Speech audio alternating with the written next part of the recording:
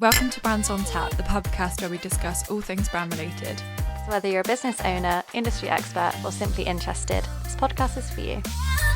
Welcome back to Brands on Tap. And this episode, Ellie and I are going to be talking all about the marketing funnel and why you should apply it to your strategy and diving deep into what exactly it is.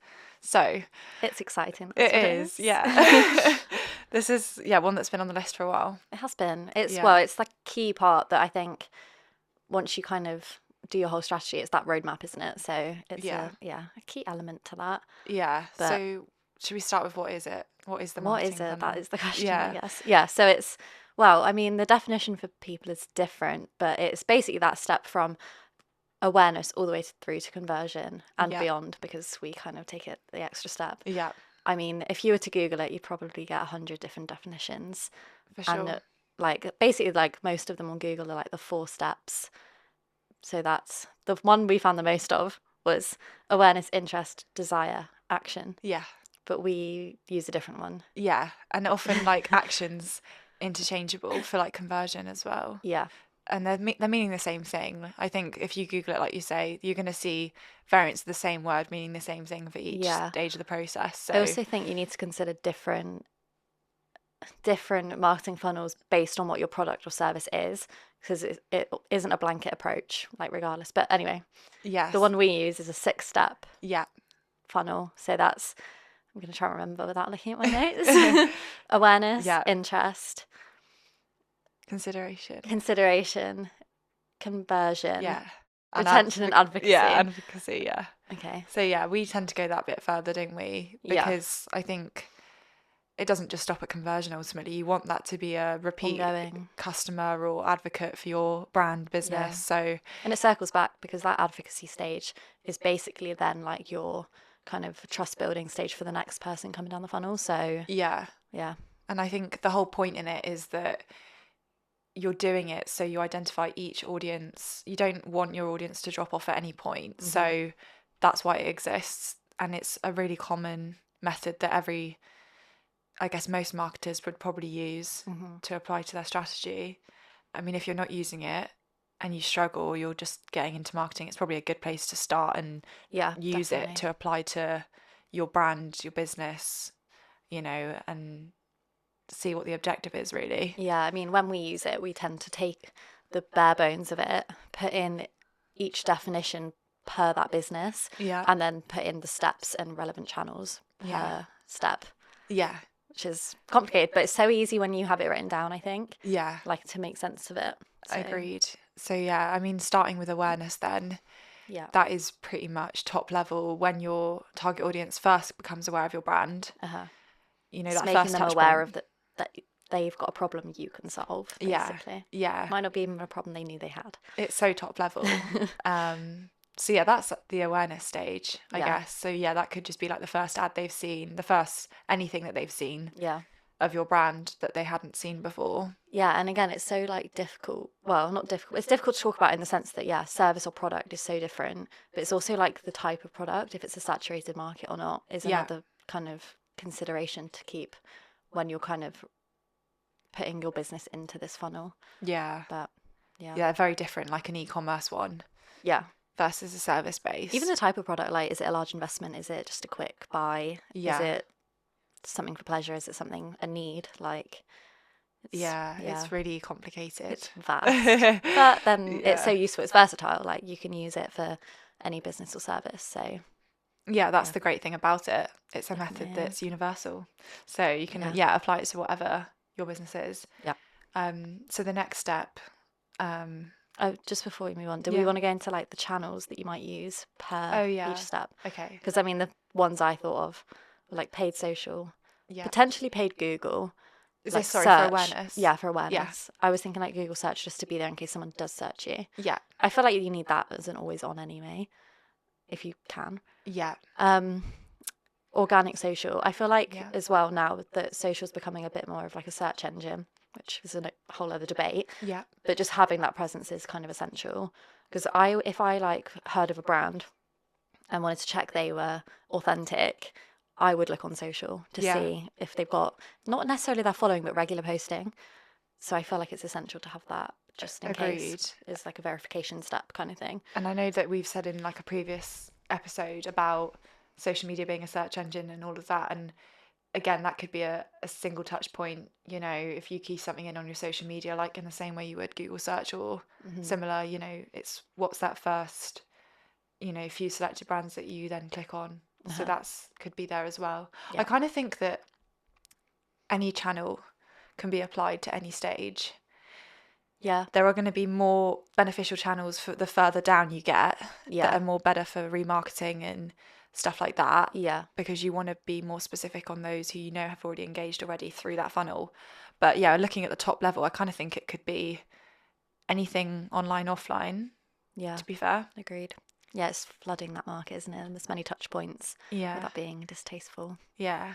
And I think it's also all about the message, because top level, you know, the message you're going to deliver is going to be completely different to what you're going to do at the consideration phase.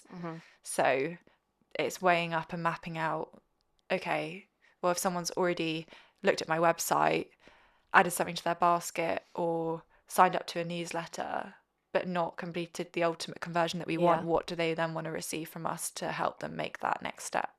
So it's all about the messaging, I think. Yeah, agreed. As well. It's a key point. Yeah, definitely. So the next one, interest. Yeah, interest. Yeah. So, I mean, this is the point where I guess you start to generate that point. Well, it's that point where they might start being a bit more interested in your product, engaging with your content. Yeah. Perhaps doing that newsletter sign up, etc. Yeah. So it's when you're basically first aware that they exist. Yeah. So yeah, and you can I guess at this point, typically you might be able to start remarketing to them. Yeah. In a digital space. Yeah, you definitely can. Yeah. Do you know what I always get ads for? This little like dongle to plug into your USB in your car if you haven't got wireless CarPlay. Oh. So, and it's working because I'm like, I need to buy one, but like they're just a bit big for my car. But you need to get further down the funnel. I need to be further down the funnel. You're right. And that's I'm at the comparison stage though, which we'll get onto. Yeah. But I have shown interest, and I now get remarketed to. So. Yeah, you're in that interest that phase right now. Definitely. That's a good example. Yeah, I thought so too. Yeah. Yeah. I don't really know what else. I feel like you get a lot of that kind of interest phase remarketing on TikTok. Yeah. So I think that's, depending on what your product or service is, that's like a good channel. Yeah. Because it just happens all the time. And I think it's obviously quite easy to set up on there. So yeah, it's super easy. I think any social media stuff's pretty easy from a remarketing point of view. Yeah. Provided you've got people, the information. Yeah, provided you've got that. Yeah. Just remarket to and they're concerned and they've signed up or they've viewed a specific page or liked your socials, then you're kind of good to go. Yeah. So too right. Yeah, the next one. Consideration. We're absolutely flying. Yeah. Going through them quickly and through. efficiently. So yeah, consideration. I guess this is when you may have added to your basket. Yeah, or you're shopping around, I think. You're shopping That's around. the way I would see it, is that at this phase, I'd be looking for like other products in the market. Yeah, I was going to say abandoned basket. Yeah. So you've added it, but you leave it there. Yeah. And the then notifications. Yeah, and then you start weighing up, like, do I really need this? You know, you've maybe frequently visited, say if we're talking like service based rather than e-commerce, you may have just like frequently visited like a service offering. You're weighing up, like you say, you're searching for your competitors. You're looking at all available options, kind of like if you're looking for a holiday, like I am at the moment, I guess, or was looking for. Yeah, she's booked one now. Yeah, thank God for that. But yeah, just looking on all available websites to find the best deal. I find that on holiday websites though, they just go up as soon as you click off and you go back, it's like £10 more expensive. I know. I always go in incognito. Oh yeah, that's such a good point. And no apps. I'm just no app. No, agreed. Yeah. So yeah, I guess at this point you want to communicate your USPs. Yeah. And I think myth busting too. Yeah. Like, and setting your product aside from others in the market, like what problem do you solve specifically? Yeah. And if you don't have that and you are very similar to others in the market, how can you, with your messaging, make yourself stand out? Yeah. I think that's the key point. Because like obviously in each sector there are lots of different options, it depends if it's a product or service, blah blah blah. What sets yours apart? And if there's nothing, then you are in a very like everyone offers the same thing. Yeah. How can you set yourself aside with your messaging, basically, and make yourself stand out? Yeah. So yeah. Like cereal. Yes. Cereal. Yeah. Cereal. Like are another cereal brand in a very saturated cereal market, but they make themselves stand out. Yeah. So not that I've ever tried them. Yeah. But no, neither have I. I don't even know where no. you can buy them from. Sainsbury's. Yeah. No, it's like heavily on their LinkedIn. You can buy them at Okay. Sainsbury's. I think Waitrose too. I've never seen it though in the actual shop. Yeah, they're a good. I'm still in their awareness phase at this point. Like I'm in the consideration Are phase. you? Yeah. I don't know enough about them. I've seen people comment on about their branding and stuff on LinkedIn, but Yeah. I can't say I would now think, right, I'm going to look for it in Sainsbury's, but I will now. Now you've said that, I'll probably Yeah. have a look. They did a whole campaign about where you can find them. Really? Yeah. Oh, okay. And they have like a store locator on the website. Yeah. I don't think they're anywhere really down here though, like Exeter maybe. Okay. So maybe that's why we've not seen them. Yeah. But Yeah. we digress. Yeah. I don't even eat cereal. No. So like I'd be like- buying it just purely out of interest. Yeah. So it does work. I don't even know what type of cereal it is. All I'm picturing is the box. I'm picturing the blue box, but I don't know what's in it. No.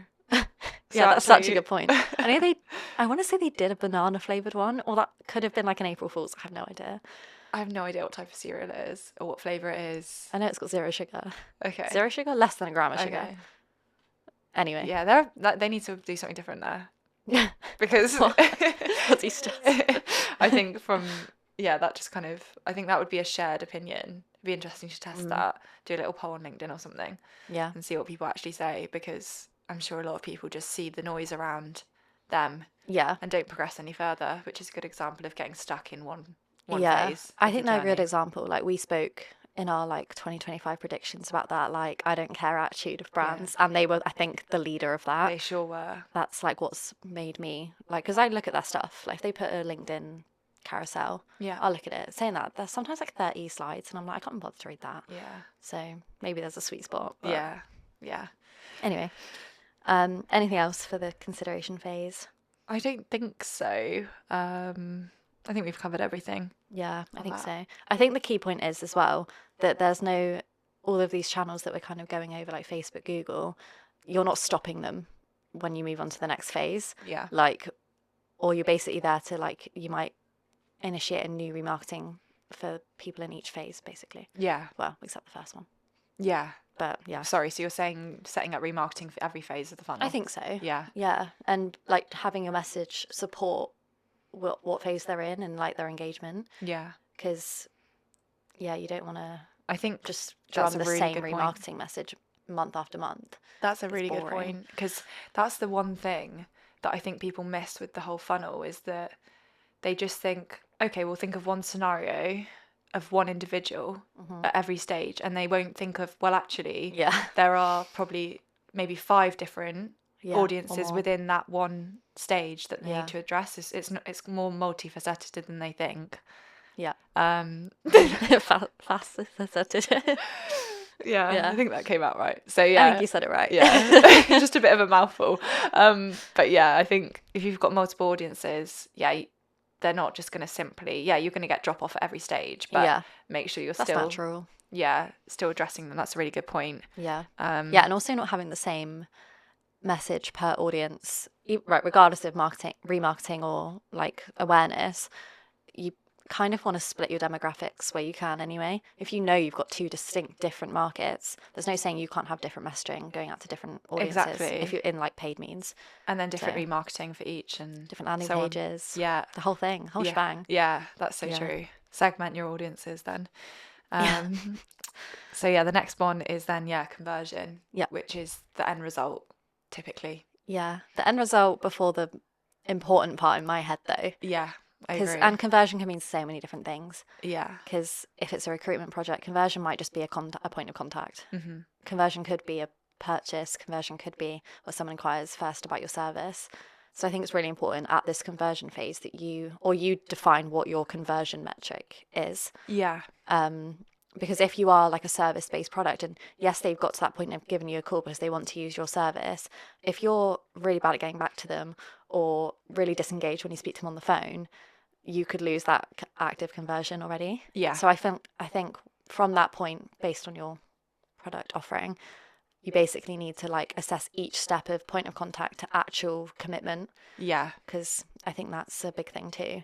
Like it depends how long the process is as well, Yeah. but you need to assess where potentially you could be going wrong in that, because it's one thing measuring a conversion of a point of contact, but if they're not actually engaging and then committing to you, then it's kind of pointless information. Yeah. And if you've got so many different elements of marketing that you're doing to measure against that conversion, it kind of makes it quite complicated to attribute, you know, what you may have set out in your funnel to reach that conversion. I think ultimately you're trying to cover all bases Yeah.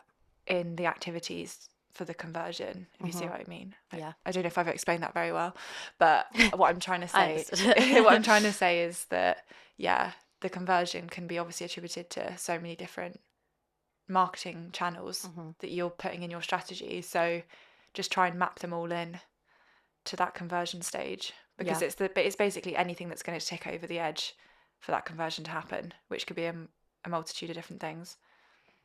Makes sense. Yeah. Yeah, no, definitely. Yeah, what's next? Our favourite bit, I think. Well, one of, Retention. yeah.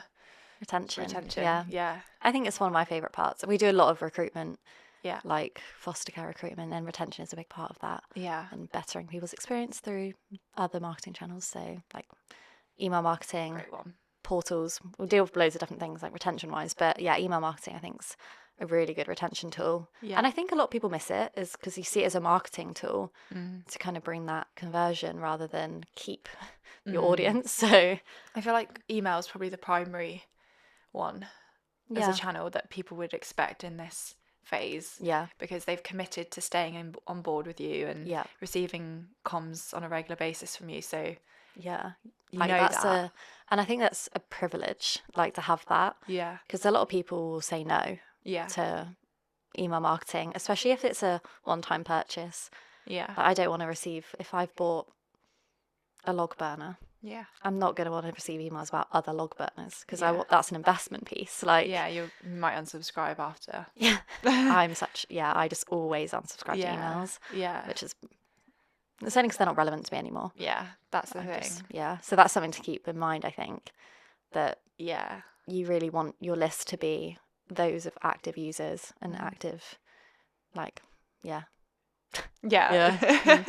No, but I completely get what you're saying, because You pay per email, so you don't want to waste it on someone that doesn't care. Yeah, and also, that's what I was going to say is, in that scenario, I guess it's a fortunate thing sometimes when people do unsubscribe, because at least then you know they're voluntarily removing themselves, and you're left with a more engaged retention audience. And like, I say you pay per email. That's not true at all, but you do pay per however many emails. Yeah. So you don't want a whole list of people that are completely disengaged. Yeah. You're just firing emails at that don't even open them. Yeah. Or like have you kind of like in the back of their mind. Yeah. So yeah, I do think that's a useful. Yeah, and that comes back to the whole audience segment thing again, because you can then filter the most engaged, less engaged, least engaged, and then from that point of view, tailor the communication to them as well. Yeah. So to try and get them from that stage to then the next stage of the advocacy,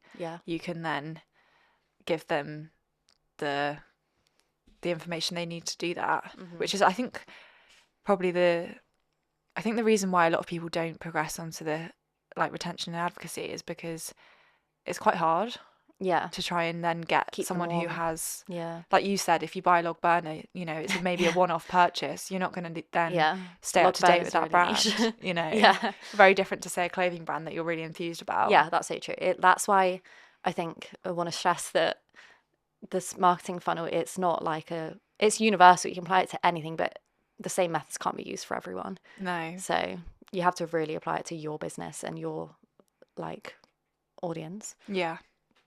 For sure. Yeah. Yeah. Have we got anything else to say about retention? Well, yeah, it's so difficult. I think it's just depends on like your service or product. Product wise, email marketing. I think if it's clothing, etc. What other things are similar? I think as well, making sure that kind of if you're a more service based, that they've had a good experience. Yeah. I feel like that is a really good thing. Like obviously everyone wants to have a good experience, but like in the retention stage, if you want someone to use you again, that's going to kind of be where you retain them as a customer, is your service. So And I feel like, support. you have to be on it and confident with what you're doing or delivering to basically retain them as a customer. It's like a handyman. If you do one job badly the first time, they probably won't use you again. But that retention and repeat custom comes from good service. So. And that's a wider business. Yeah, that could be applied to like any bit like service, really. And every element of a business that kind of comes to with management, people. Everyone strives to be that anyway. So yeah. And I just feel like if there has perhaps been a foot gone wrong on the way, it's that what you do to make up for it that makes someone come back to you, and like kind of that's a whole separate customer service issue though, I guess. But it's a good point though, because even like when we're saying about segmenting into audiences who are like least engaged, at least then you're going to deliver something to then reignite that interest. So it's all about identifying the drop-offs, and when there is an issue, whether it's something that they've communicated to you as a customer, or one that they've just shown you through your data and marketing, then you can address that there and then quickly, and having the right channels set up in place to deliver that. And that's all about what this stage is about. I also think being on top of your reviews at this stage, really good because they've used you. You need to be encouraging people to leave you testimonials, reviews, because that's really going to help you going forward. And then if at that point someone says to you, you know what, no, actually wasn't happy with XYZ, you can address it. And the way you address it often has quite a big impact in how they leave feeling and how they'll advocate for you in the future. So I think Agreed. that's I think trying to create a little community, I often think as well, that's a nice way to put it. Because you're really trying to make this person feel as valued as possible. And Definitely. that being as targeted as you can, looking at their buying habits and rewarding them for it. I think a huge part of it's rewarding them for what they've done for you in a customer sense, whatever that might be. And just making sure they're at the focus, not you. Not like me, it's all about you. Me. I think that's my only final point on that. Agreed. That makes sense. So that takes us on to advocacy. Yep. Which I think is probably arguably one of the most important. Like, you've done all of the hard bit. Now you need to make the most of what you've done. And like basically make your happy customers work for you. And that comes not down physically, but indirectly, subconsciously, naturally. Exactly. And there's so many ways you can do it, like through reviews, testimonials, which to be fair, you should kind of have at that retention point anyway. But the advocacy, you can then reuse those testimonials and reviews. Which I think is really valuable. There are a few like other things I thought of that obviously if someone's happy with the service, like you can offer them like refer a friend schemes. Like, and then they can refer to you, they both get like a bonus. Depends on what the product or service is, or like a discount, etc. Which I thought was quite a nice way to get people talking about you. Like in a positive light. Sometimes there does need to be an incentive, like you say, to do that. I think so. It's if it's a service based kind of business, then you might need less of an incentive because someone might need that service anyway. But if it's a product, a discount usually is a pretty good sweetener. Or a special offer. Some things are easier than others, like a necessity product about like, I don't know, washing up liquid versus becoming a foster carer, completely opposite ends of the spectrum. Refer a friend to a completely life-changing career. It's not life-changing. Well, it is. You're changing lives. Quite. Or changing your washing up liquid for a couple of weeks. So different. But completely worth assessing whether it's gonna work for you. And it's just, I think the end result is that someone feels so enthused by your brand and your product and your service, and they feel so valued and excited about it and your whole brand perception to them, that they're just word of mouth telling every friend and family member all about it, and that's kind of the best marketing, I think. Absolutely, they're your best salesmen. It's like your customers. So I don't know if I've got anything else to add to the advocacy. My only other thing with advocacy was UGC content, so user generated content. Which there are definitely there is so much more user generated content now than there was even a year ago.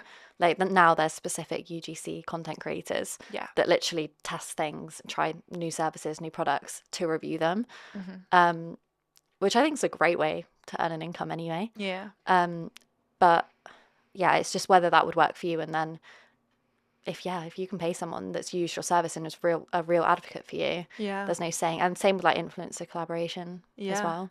Because I mean, UGC is more micro influencers, Yeah. but it still can really work on like a local level. And they're like ambassadors, really, aren't they? Then. Yeah, that's the word. Yeah. So you can pay them to be an ambassador for you, or Yeah. you can have organic ones. I guess both's good. Yeah, even like through gifting. Yeah. But then I do think that there has to be that value of that, like that person actually resonating with your brand. Yeah. It's not worth just sending people products, say, try this, Yeah. if they genuinely don't like. Yeah.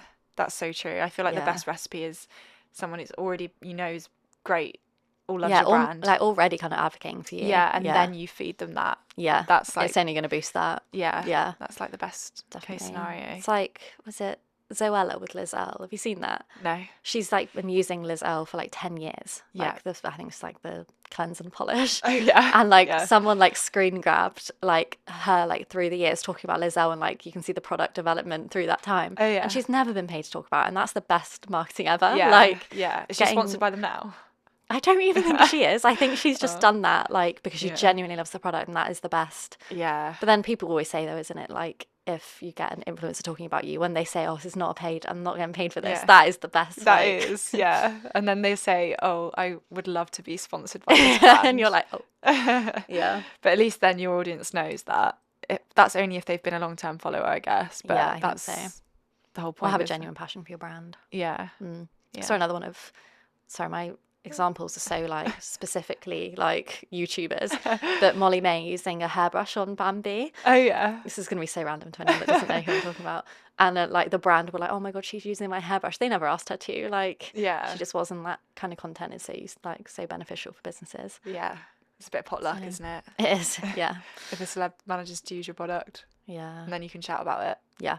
So and that Yeah, comes down to the whole infiltrate. social listening thing, which is a whole separate thing. But yeah, Yeah, being that is a... on top of who mentions your brand actually. Yeah, and like when someone does, resharing that Yeah. and showing a bit of like, and being reactive to that, commenting, like not boosting it, but like reposting it, etc. Yeah. I think there's, really nice. Yeah. And I think, if other people see it, they'll be telling you, "Oh, I saw your product on so and so." Like, yeah. It's a bit kudos for you. yeah, Yeah. nice pat on the back. Yeah. Cool. Is there anything else for advocacy? I don't think so. I don't think so either. I think we've kind of run through each stage. Yeah. And kind of hopefully given some ideas of the types of content and channels you can use for each and what the purpose of each is. But yeah. Well, I mean, I think the overall taking is that you need to take these steps and apply them to your specific business or product, etc., and then kind of go from there. Yeah. I feel like you'll build your own. It's a really good tool for building your own plan, Yeah. basically. Yeah. But yeah, I think the overall takings are to have something always going on. Yeah. Like you shouldn't be having like a cold period, because someone is always in that funnel, and if you have that cold period, they might just drop off. Yeah. And then it's like they've got to start the whole process again. Yeah, I kind of think as well, if you're not looking at your marketing funnel when you're doing any marketing, Yeah. you're not really doing Yeah, anything. it's just firing blind a little bit. Yeah, if you've got no strategy or any method that you're applying, and you're just thinking, well, I know my customers this, I'm going to put a sale or an offer on and hope for the best. That's not really. I think that's something we hear a lot is, well, I know my customer, and completely, you probably do. And like in black and white, that probably is a great definition for them. But you have to think of the actual process of how they even got to become a customer. Yeah. I think that's a you kind really of good almost have to point. take it a step back and think, I've got this customer, but how did I get them? And then what was it that kind of tipped them over the edge? Also, I think when you get that point of contact, Yeah. if it is a service based or whatever, how did they hear about you? Yeah. That's a crucial point too. Yeah. I think. Sometimes I think as well, if you haven't had that tracking and source Yeah. information in place from the beginning, obviously it's quite hard. Sometimes some people won't know Yeah. where they've come from. Yeah, that's so true. Yeah, if you told someone, like, if you asked someone, "Oh, did you hear about me on Google, or was it like a paid ad?" They're not going to know. Yeah. Like, they just saw you on Google. It doesn't matter if it's paid or organic, but you have that, then they came through search. So Yeah. Yeah, I think that's a good point. And there's no harm in going back to your audience if you haven't got that information, doing a bit of your own research and auditing, doing, I guess, a bit of your own market research, but it's more internal around how your current customer base have, heard of you, and what stage of, what their demographics are, and all of that stuff, because that's really useful. Trying to like identify the audience profile. A lot of businesses won't even know that before they map this out. That's so true. That comes down to auditing internally, research, compiling everything that you've got, probably doing some external market research, doing surveys, doing one-on-one interviews. The list is endless, but you might find that you come to trying to do a strategy and you're like, well, actually, I don't even know who my audience is.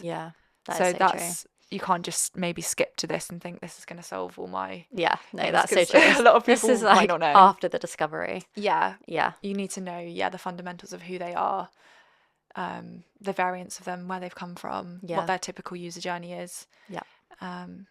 Just know more about your audience, I guess. And with that information you can basically plan more effectively. And then what you get told in your, like, as you go through the funnel, the like key points or the key channels that perform best for you, you can like refilter back into new stages, etc. And then when, like, obviously the funnel is completely ongoing, not everyone starts it at the same time, so like as you you'll get some people trickle down really quickly, you get some people that are really slow burners, it can take ages, you get some people that still haven't heard of you, so it's just always being there. And changing it and updating it based on the data. Don't bore people each phase. Once you've done your roadmap, it's not like that's it and you just don't touch it anymore. That's not going to be universal for the rest of your business. No. But it's being socially aware, and like aware on socials, social listening, kind of like we said, trend hopping, etc. Monitoring, analytics.